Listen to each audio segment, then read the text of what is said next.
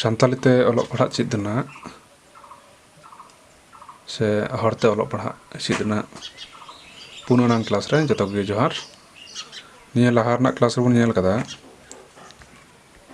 ᱨᱟᱦᱟ ᱟᱲᱟᱝ ᱠᱚ ᱟᱭᱩᱨ ᱨᱮ ᱛᱟᱦᱮᱸ ᱠᱟᱛᱮ ᱥᱮ ᱞᱟᱦᱟ ᱨᱮ ᱛᱟᱦᱮᱸ ᱠᱟᱛᱮ ᱠᱮᱪᱮᱫ ᱪᱤᱠᱤ ᱠᱚ ᱪᱮᱠᱮᱫ ᱟᱲᱟᱝ ᱪᱤᱠᱤ ᱠᱚ ᱪᱮᱫ ᱞᱮᱠᱟ ᱩᱪᱪᱟᱨᱚᱱᱚᱜᱼᱟ ᱚᱱᱟ ᱵᱚᱱ ᱧᱮᱞ ᱠᱟᱫᱟ।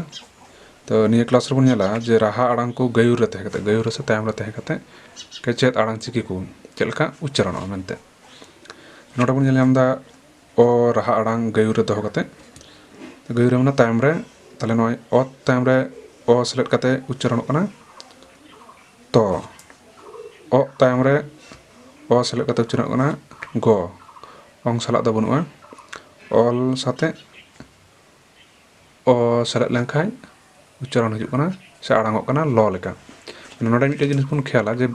बांग्ला व्याकरण रे को मेना जे जतो व्यंजन वर्ण उच्चारण सुविधा लगिते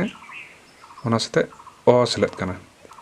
माने जतो व्यंजन वर्ण तायम रेगी अ मेना ओना कारणते व्यंजन वर्ण पढ़ा सुविधा तो ऑलचिकी रे दो उनका केचेद आड़ांग साथे अ सेलेद बनुआ तो नुका सेलेद काते ओना को ना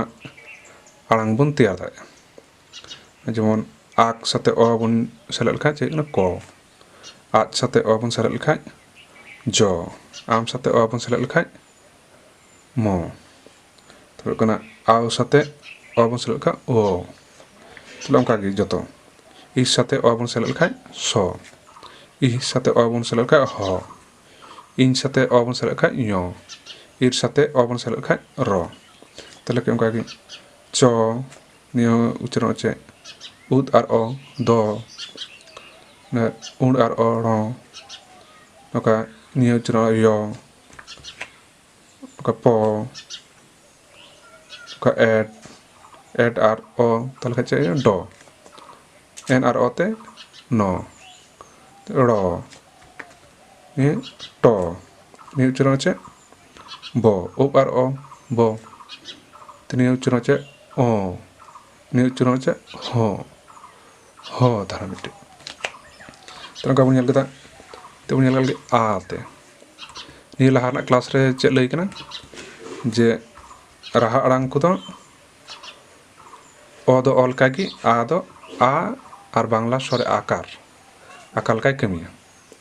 तले आकार ले जखन गयुर तहना तखन आकार लेकाय कमी खाय तले चे कना अत और आते ता ओ और आते गा नोडे कना अत तोल का कमीदा आकार का कमीदा आ तले अ गोल का कमीदा आकार का कमीदा आ तले गा गाते ऑल और आते ला गा निटा बन नेल कदा नोडे नोडे चे हुआ तले आक कॉल का कमिया तले ओना सते आकार मेना तले का चे कना आज बुर्गी जोल का कमिया तले आकार कना जा जा मा वा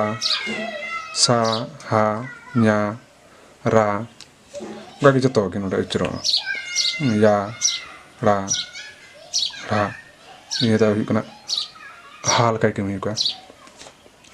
तले का बन नेला जे तायम दाराम ते का को मेना ई तले ई दो चेक का कमिया रसोई कर दीर्घईकार उई कमिया रसोई कर दीर्घ उकार लेका ए कमिया ए लेका उई कमिया ओकार लेका ए दो एकार ये दो ओकार तले को हो केचेद चिकी रे तायम रे सेलेद कते आबो निजे देबन कुरुमुटु लगाया चेद लेका आड़ांगोग कना तले तिहिन दो निये धाबिज गे जतो गे जोहार।